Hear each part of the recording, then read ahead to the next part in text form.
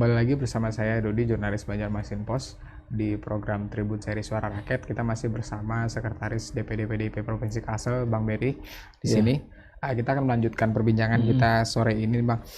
Masih melanjut soal kondisi sosial politik kita, masyarakat kita di Kalimantan Selatan. Tadi sudah sempat disinggung oleh Bang Beri, memang mungkin akan beda situasinya karena sebelumnya masyarakat seperti terpolarisasi lah. Betul. Nah, apakah ini akan berpengaruh ke cara pendekatan PDIP ke masyarakat nanti, Bang, di pemilu 2024 ini, Bang? Karena situasinya sudah beda nih. Kalau dulu kan memang berseberangan dua kubu. Kalau nanti mungkin gimana, Bang, gambarannya, Bang? Ya, saya kira secara umum sih tetap saja pendekatan itu adalah bagaimana kami memperkuat struktur partai. Dan yang akan bekerja untuk memenangkan baik itu pilpres maupun pencalekan itu adalah struktur partai. Nah, sehingga kemudian dengan memaksimalkan struktur partai ini, maka harapannya kita mampu menjangkau sampai ke tingkat basis. Ya. Tentu ini kan bagaimana memenangkan pemilu ini kan tidak hanya dilakukan saat pemilu itu berlangsung, tapi kan ya dari dari jauh-jauh sebelumnya ya partai bekerja, ya kan. Kita punya struktur sampai ke tingkat bawah, ya. Misalnya ada berbagai persoalan-persoalan di tingkat bawah itu ya diurus oleh PAC, misalnya kan. Di tingkat kabupaten diurus oleh DPC gitu kan, yang secara langsung bersentuhan dengan masyarakat. Makanya kami mempunyai sayap-sayap badan gitu kan, yang itu juga bekerja untuk langsung ke tingkat masyarakat. Di kelompok pemuda misalnya ada Taruna Merah Putih misalnya kan, yang itu kemudian dia berinteraksi bekerja dengan dengan kelompok-kelompok pemuda gitu kan. Nah, dan yang lainnya.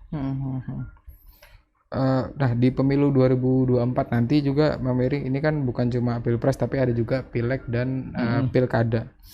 Nah, dengan struktur kepemimpinan baru di DPD PDIP Provinsi Kalsel ini, apa yang ditekankan dalam konsolidasi ke internal partai ini, Bang?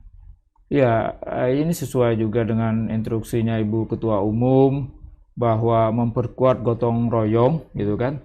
Nah, bagaimana gotong royong ini dibangun, ya, mulai dari struktur partai di tingkat atas, dalam hal ini di PD Perjuangan Provinsi Kalsel, sampai ke tingkat ranting anak ranting sampai ke bawah.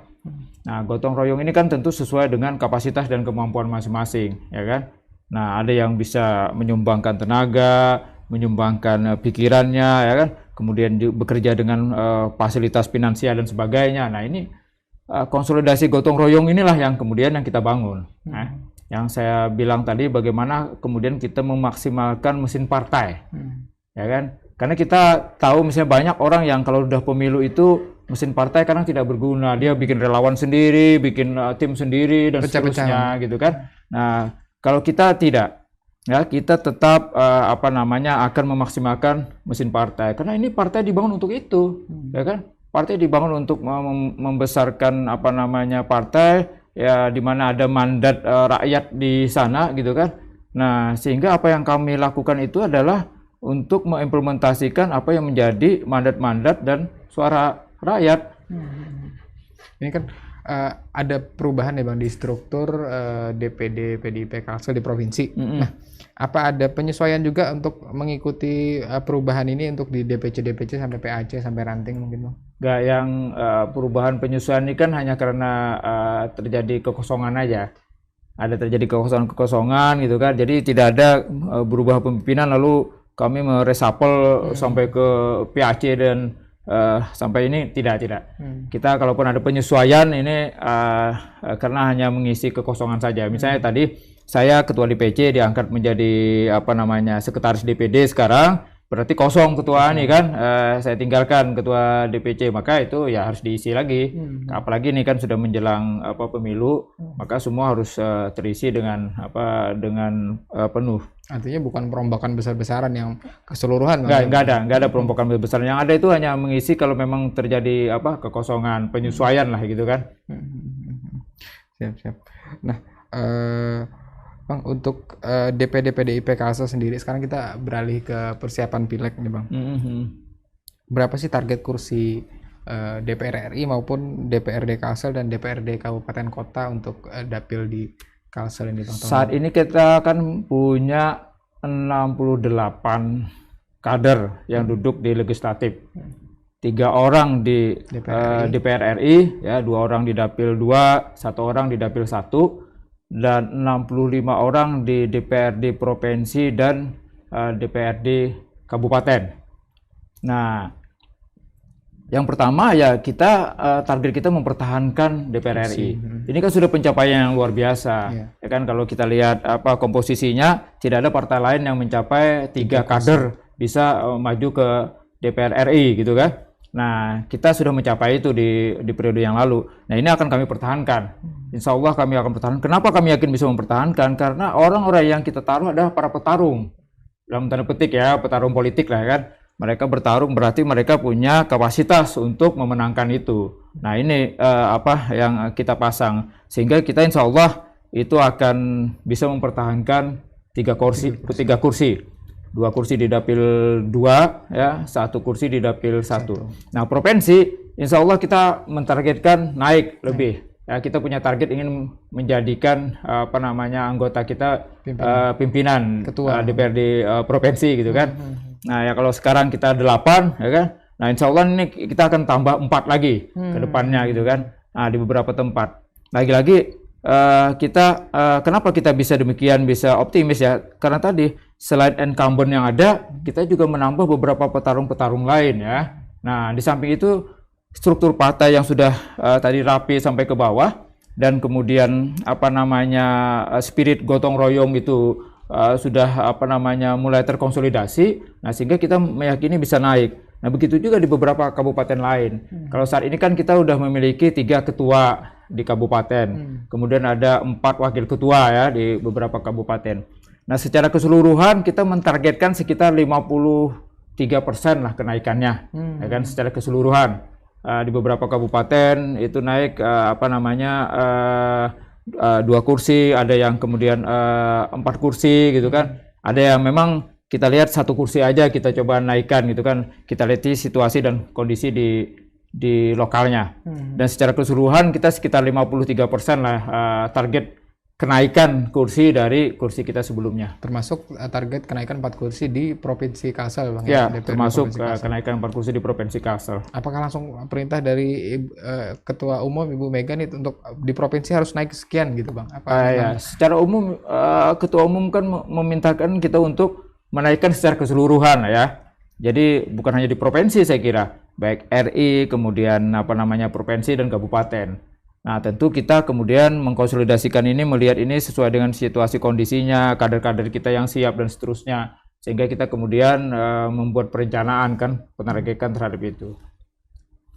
Ada cukup banyak, tentu banyak kader-kader PDIP yang siap, tadi Bang Beri bilang bertarung. Nah, tapi kita tahu juga Bang, ada beberapa kader juga yang saat ini sudah duduk di anggota legislatif, cuma tidak mendaftar lagi Bang. Apakah ini berpengaruh ke peluang pencapaian suara nanti Bang di pemilu 2024? Ya, kita tentu sudah punya cara dan strategi juga. Ya, kalau berpengaruh ya tentu berpengaruh kan. Tetapi bagaimana kemudian kita punya cara strategi yang kemudian untuk menggantikannya gitu kan. Nah, ketika ada kader yang kemudian tidak mencalon lagi karena beberapa hal, ya sakit atau karena ada hal lain mau istirahat atau sudah beberapa kali dia kan, nah sudah yang kesekian kali dia sudah beralih ke tingkatan yang lebih tinggi misalnya, ya tadi kita tetap kemudian optimis karena kita kemudian memilih kader-kader kita yang sudah siap, yang lain ya mereka juga siap untuk bertarung gitu kan. Nah, mereka ini yang kemudian kita taruh untuk menggantikan. Apakah banyak nama baru nih Bang untuk kader-kader yang bakal dijagokan di Pileg nih, termasuk untuk bertarung di DPR RI dan Kalsel? Ya, sebenarnya tidak terlalu banyak nama baru ya kan. Nah, tidak terlalu banyak kan, para incumbent nama-nama lama tuh tentu maju lagi ya, maju lagi, dan kemudian ada penambahan Tapi yang bisa saya katakan perubahan itu ada kelompok generasi-generasi muda, ya. Saat ini saja pengurus di DPD itu sebagian besar adalah generasi muda lah, orang-orang muda lah gitu kan, orang-orang muda. Nah, begitu juga di beberapa DPC-DPC lainnya. Nah, ini yang semakin meyakinkan kami ya untuk mampu meraih target-target tadi. Karena sebagaimana kita ketahui, generasi umur dari 17 sampai 24 terus naik lagi ke atas sampai 35-an ini kan mendominasi sekarang ini. Betul. Ya. Mendominasi kelompok ini, kelompok yang terbanyak lah gitu kan. Nah, justru kelompok inilah yang kemudian yang saat ini aktif di partai. Kita akan lanjut lagi nanti untuk membahas terkait pemilih milenial dan pemilih pemula. Tadi sudah disinggung oleh Bang Berry, tapi kita meloncat sedikit, Bang. Ini ada pertanyaan dari pemirsa YouTube Hairil Rahim. 2024 pemilihan Gubernur Kalsel ke arah mana nih, Bang? Mungkin dukungan PDIP, apakah kembali mencalonkan kader lain atau calon sendiri yang akan diusung nanti, Bang? Ya, Gubernur Kalsel kami masih memetakan ya, dan ya spiritnya tentu kami ingin mendorong kader kami sendiri ya. Spiritnya kami akan mendorong kader kami sendiri, tentu itu akan kami putuskan nantinya setelah hasil Pileg nanti. Ya kan, hasil Pileg itu kan nanti akan terlihat komposisinya ya seperti apa gitu kan. Nah, ini yang akan menjadi pertimbangan kami untuk apakah kami kemudian siapa yang akan diusung dan seterusnya. Ya tentu ini juga akan menunggu arahan-arahan dari DPP di ketua umum. Artinya mengusung ataupun tidak mengusung, nama-nama sebenarnya sudah disiapkan, Bang? Sudah disiapkan dan ya kita berkeinginan kalaupun ini adalah kader kita sendiri itu. Kita akan mengusung kader kita sendiri. Baik. Nah, kita kembali sedikit tadi terkait pemilih milenial dan pemilih pemula. Ini kan bakal mendominasi nih, Bang. Bakal mendominasi pemilih di 2024. Tadi selain ternyata di internal PDIP sendiri sudah banyak milenialnya dan generasi muda, apalagi yang bakal dilakukan maksimalkan potensi peluang pemilih muda nanti, Bang? Ya, bagaimana kemudian semua kader itu kan diperintahkan oleh Ibu Ketua Umum untuk selalu turun ke basis, turun ke rakyat. Jadi setiap saat gitu kan kita dimintakan untuk selalu berada di tengah-tengah masyarakat, di tengah rakyat. Ya apakah itu hanya untuk halal bihalal ya kan, silaturahim dan sebagainya, atau kemudian kita membantu mereka dalam banyak hal ya, atau berinteraksi dalam hal penguatan kapasitas pendidikan ya kan, kemudian ekonomi dan seterusnya. Nah, ini yang kemudian yang terus-menerus kita bangun. Karena instruksi dari Ibu Ketua Umum selalu turun ke basis gitu kan. Jangan terlalu berlama-lama di ruangan, rapat segala macam, tapi perbanyak turun ke basis. Nah, ini yang kemudian yang kita jalankan. Nah, terkait selain turun ke masyarakat langsung, ini kan karena kita tahu generasi muda lebih akrab dengan internet dan media sosial, apa itu juga jadi perhatian, Bang? Iya, itu jadi perhatian juga. Ya kan, aktif di media sosial itu kan salah satu bagian yang tidak bisa kita hindari ya saat ini, karena bagaimanapun media sosial itu menjadi kebutuhan ya saat ini. Nah, sehingga ya berinteraksi ya, selain tadi turun langsung ke masyarakat, berinteraksi lewat media sosial itu juga bagian dari strategi kampanye kita. Artinya itu juga dilakukan oleh kader-kader, Bang, ya? Betul. Nah, menyinggung terkait media sosial juga tidak bisa kita pisahkan, ini ada sisi buruknya, banyak juga black campaign di media sosial dan internet. Nah, gimana PDIP memerangi black campaign ini, Bang? Ya, pertama dulu kita juga akan memperbanyak narasi-narasi positif, ya kan? Jadi kita tidak mau terjebak dalam merespon narasi yang negatif. Karena akan kelimpungan lah ya kan, itu banyak sekali. Maka yang kita lakukan adalah bagaimana memperbanyak narasi-narasi positif gitu kan. Nah, kita udahlah tanda petik tidak terlalu memperdulikan terkait dengan narasi-narasi yang negatif gitu kan. walaupun ada beberapa yang harus kita respon juga gitu kan, meluruskan.